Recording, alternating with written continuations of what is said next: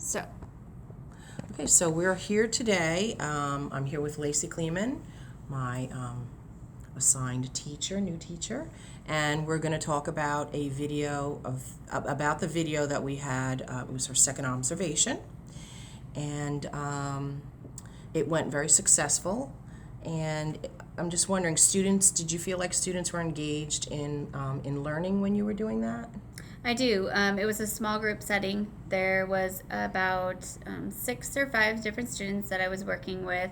I engaged them all by working individually with them and having the other students kind of watch while I modeled what they were supposed to do with other students. I used their names to redirect. I also used manipulatives to kind of draw their attention. They're at the age range of kindergarten and first grade. So I thought they're all very well engaged throughout the lesson. Yeah, I like that you used words that were to their understanding, and you spoke very slowly, and you used a lot of hand modeling, and you had lots of great manipulatives for them to enjoy using. You used consistent prompting for the students that needed it, and held back for the ones that knew what they were doing. Great. Do you feel like your students interacted appropriately with each other? I do. Again, it's all just a modeling process that I continuously do with my students.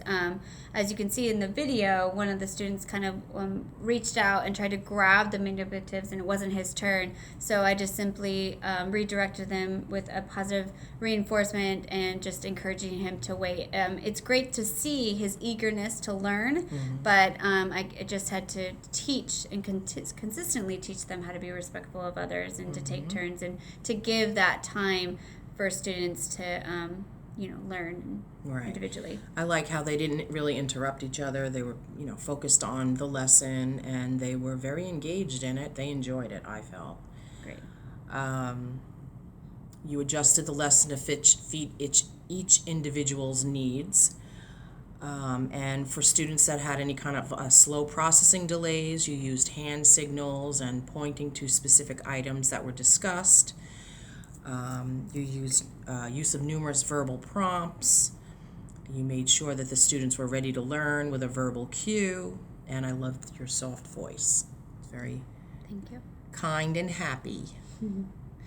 And did you feel like your students were interested in learning the activity and they enjoyed it?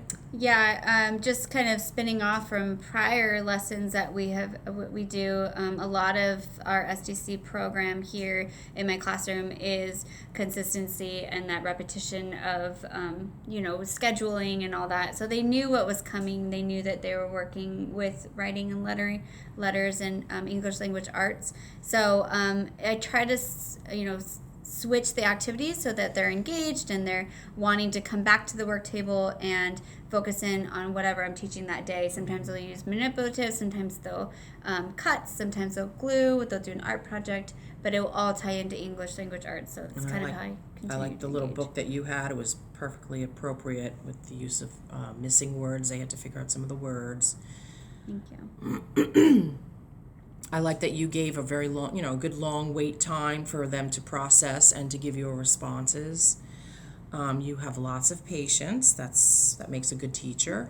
And you used positive reinforcement. You kept students engaged. There was one little guy that was a little more jumpy, but Yes. the other teacher helped on that one. It's a continuous struggle that we're having, and I just don't want it to take away from the others learning, and so I ignore the bad behavior, and I have my para step in and help assist and guide that student back to refocusing on the lesson, but I never skip a beat and let that interfere with my teaching. You kept students engaged, gave each student a chance to recite the sentence. And the sentence was perfect because it connected to the boy or the girl. So I see a little boy or I see a little girl was perfect for them. They felt like they were, the lesson was directed individually for them. I always try to tie that into, if it's not home connection, it's just the individualized interests that I try to grab their attention and engage them in the learning so that they feel more connected to their learning process. And that's what I always try to do. And as far as like your praise to correction ratio, I would say, I mean, you were great with that. You would say give them lots of praise all the time and kept them on task. And It's always something I consistently try to work on. I don't think I'm quite there yet, but just trying to change my verbiage. I mean, hearing "nice job," "good job" is very repetitive and not as meaningful. So I'm always trying to find new ways of how to praise a student without saying the same verbiage. and you did clearly explain your expectations prior to each activity, right? They were totally understood what you were doing. Thank you.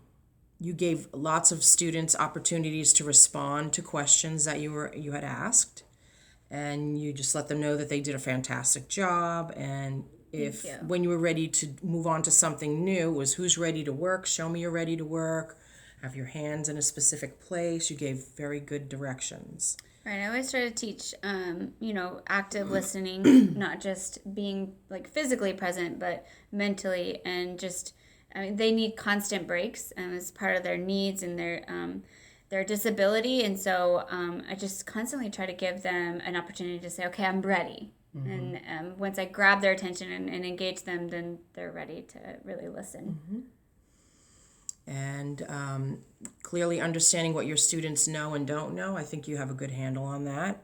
You can see in the video, the little boy that we were watching, the first boy that I was working with, he has a very slow processing delay and he needs a lot of visual cues and redirection. And so in the video, you can see me kind of like really pointing at the word that I want him to, but it's his need, and I tried to focus in on the word mom too, associating the word mom because he loves his mom so much with the letter that I was trying to get him to pick up.